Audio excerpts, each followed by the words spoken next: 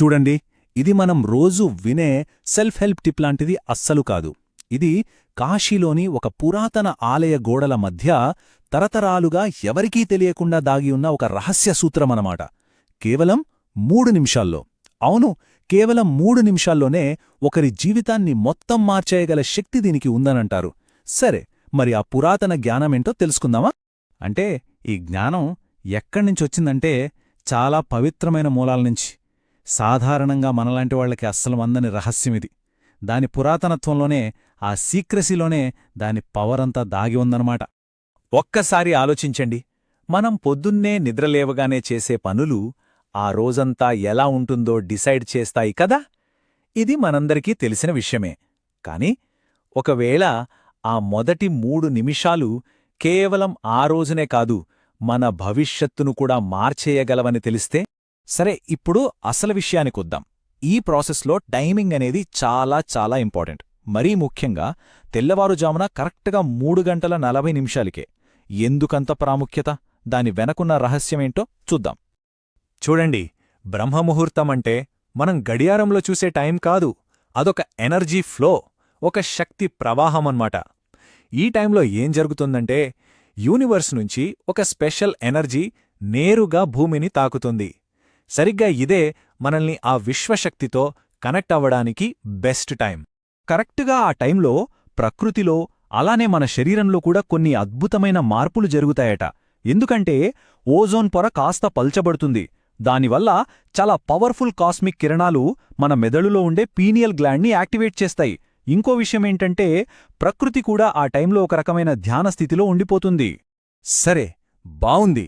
ఈ యూనివర్సల్ ఎనర్జీని మనం ఎలా రిసీవ్ చేసుకోవాలి అనే కదా ప్రశ్న. దానికి ఈ పురాతన గ్రంథాలు మన శరీరాన్ని ఒక అద్భుతమైన ఇన్స్ట్రుమెంట్గా, ఒక టూల్గా వర్ణిస్తాయి. దీన్ని సింపుల్గా అర్థం చేసుకోవాలంటే ఒక రేడియోని ఊహించుకోండి. యూనివర్స్ అనేది ఒక పవర్ఫుల్ సిగ్నల్ని పంపిస్తోందనుకుందాం. మన శరీరమేమో ఆ సిగ్నల్ని అందుకునే రేడియో రిసీవర్. మరి యాంటెన్నా ఏది? మన వెన్నెముక, మన నరాలే యాంటెన్నా.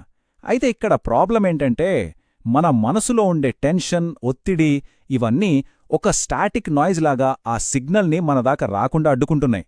అందుకే మనం దాన్ని అందుకోలేకపోతున్నాం. కాశీలోని నాగసాధువులు ఈ ప్రాసెస్కి ఒక స్పెషల్ పేరు పెట్టారు. అదే కాలభేదన. దాని అర్థమేంటంటే, కాలమనే తెరను చీల్చుకుని ముందుకు వెళ్లడం, ఆ టైం బ్యారియర్ని దాటి ఒక శూన్యస్థితిలోకి వెళ్ళిపోవడమన్నమాట. ఒక్కసారి ఆ స్టేట్కి వెళ్తే మన సంకల్పానికి, అంటే మన ఆలోచనకి విపరీతమైన పవరొస్తుంది. అప్పుడు మన భవిష్యత్తును మనమే రాసుకోవచ్చు. రైట్. సో ఇప్పుడు మనం ఈ మొత్తం డిస్కషన్లోనే అత్యంత ముఖ్యమైన భాగానికొచ్చేశాం. ఆ 3 నిమిషాల్లో ఎగ్జాక్ట్గా ఏం చెయ్యాలో స్టెప్ బై స్టెప్ వివరంగా చూద్దాం. ఒక్క విషయం బాగా గుర్తుపెట్టుకోవాలి. నిద్ర లేవగానే ఆ మొదటి 3 నిమిషాలు చాలా చాలా పవర్ఫుల్. అలారం మోగగానే కంగారుగా లేచిపోవటం, లేదంటే వెంటనే ఫోన్ పట్టుకుని చూడటం అస్సలు చేయకూడదు. ఆ మూమెంట్స్ చాలా విలువైనవి. దీని వెనుకున్న ప్రిన్సిపుల్ చాలా డీప్గా ఉంటుంది. నిశ్చలత్వమే శివం అంటారు. అంటే స్టిల్నెస్లోనే శివతత్వం ఉంటుంది. మనమలా ఏమాత్రం కదలకుండా ఉన్నప్పుడు మన బ్రెయిన్ థీటా స్టేట్లో ఉంటుందట. ఈ థీటా స్టేట్లో మన సబ్కాన్షియస్ మైండ్, అంటే మన ఉపచేతన మనసు ఒక స్పాంజ్ లాగా దేన్నైనా సరే వెంటనే పీల్చేసుకుంటుంది. అందుకే ఆ టైంలో మనం ఏది అనుకుంటే అది చాలా త్వరగా నిజమవుతుంది. ఈ 3 మినిట్ ప్రాసెస్ అనేది మన ఉనికిలో ఉండే 3 లేయర్స్ని, అంటే 3 కోశాలని టార్గెట్ చేస్తుంది. ఫస్ట్ మినిట్ అన్నమయ కోశం, అంటే మన ఫిజికల్ బాడీ. సెకండ్ మినిట్ ప్రాణమయ కోశం, అంటే మన లైఫ్ ఎనర్జీ. ఇంకా థర్డ్ మినిట్ మనోమయ కోశం, అంటే మన మైండ్. సరే, ఫస్ట్ మినిట్లో ఏం చేయాలంటే, అస్సలు కదలకుండా పడుకుని మన కాన్షియస్నెస్ని, అంటే మన చైతన్యాన్ని కాలివేళ్ల నుంచి నెమ్మదిగా తలపై భాగంలో ఉండే సహస్రార చక్రం వరకు తీసుకెళ్లాలి. ఒక స్కాన్ లాగనమాట. ఒక్క క్షణం ఆలోచించండి. ఈరోజు ఉదయాన్నే చూడలేని వాళ్ళు ఎంతమందున్నారు? మనకి ఈ అవకాశం దొరికినందుకు ఆ యూనివర్స్కి, మన శరీరానికి మనస్ఫూర్తిగా థ్యాంక్స్ చెప్పుకోవాలి. ఎందుకంటే కృతజ్ఞతతో ఉన్న మనసే ఇంకా ఎక్కువ మంచిని అట్రాక్ట్ చేస్తుంది. ఇక రెండవ నిమిషం, ఇది మన ప్రాణశక్తికి సంబంధించింది. దీన్నే శివశ్వాసక్రియ అని పిలుస్తారు. శ్వాస మీద ధ్యాస పెట్టి మనం గాలి పీల్చుకుంటున్నప్పుడు విశ్వంలోంచి ఒక గోల్డెన్ ఎనర్జీ మన శరీరంలో ప్రతి కణంలోకి వెడుతున్నట్లు ఊహించుకోవాలి.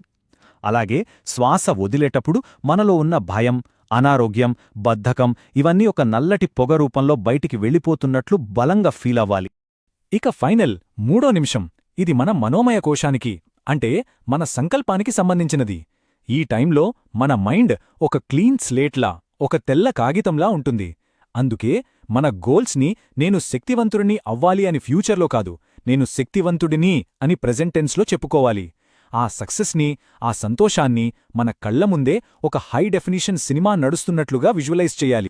సరే, ఈ 3 నిమిషాల ప్రాక్టీస్ ఒక్క రోజుతో అయిపోయేది కాదు. దీని ఫుల్ ఎఫెక్ట్ చూడాలంటే దీన్ని కంటిన్యూస్గా ఒక పద్ధతి ప్రకారం చేయాలి. మరి ఆ జర్నీ ఎలా ఉంటుందో ఇప్పుడు చూద్దాం.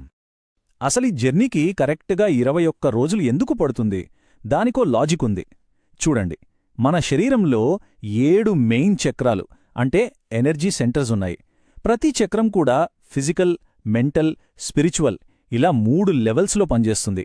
సో ఈ అన్ని లెవెల్స్ని క్లీన్ చేసి యాక్టివేట్ చేయడానికి 7×3 21 రోజులు పడుతుందన్నమాట.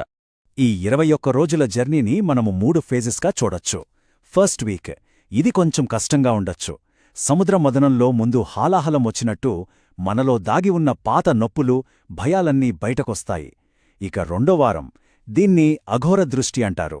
ఎనర్జీ పైకి వెళ్లడం మొదలవుతుంది, కోపం తగ్గుతుంది, కొత్త కొత్త ఐడియాలు వస్తాయి. ఫైనల్ వీక్, శివ సాయుధ్యం. ఈ స్టేజ్లో మనం అనుకున్నవి చాలా స్పీడ్గా జరగడం మొదలవుతాయి. అయితే ఈ ప్రాసెస్ యొక్క అసలు ఉద్దేశ్యం కేవలం మన కోరికలు తీర్చుకోవడం మాత్రమే కాదు. ఇది అంతకన్నా గొప్పది.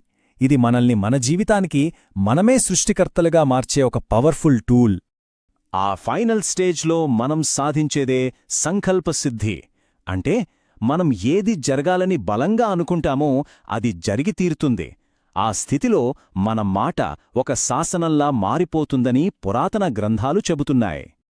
చివరిగా, ఈ మొత్తం ప్రాక్టీస్ మనకు గుర్తుచేసే ఒకే ఒక్క గొప్ప సత్యం: అహం బ్రహ్మాస్మి. దాని అర్థం, నేనే ఆ విశ్వం. మనం ఎవరో రాసిన కథలో పాత్రలం కాదు. మన తలరాతను మన చేతులతో మనమే రాసుకోగల సృష్టికర్తలం. ప్రతిరోజూ ఉదయం 3:40 యూనివర్స్ ఒక పవర్ఫుల్ సిగ్నల్ని పంపిస్తోంది. మరి దానికి ట్యూనింగ్ చేయడానికి మనకు సమయం ఆసన్నమైందా?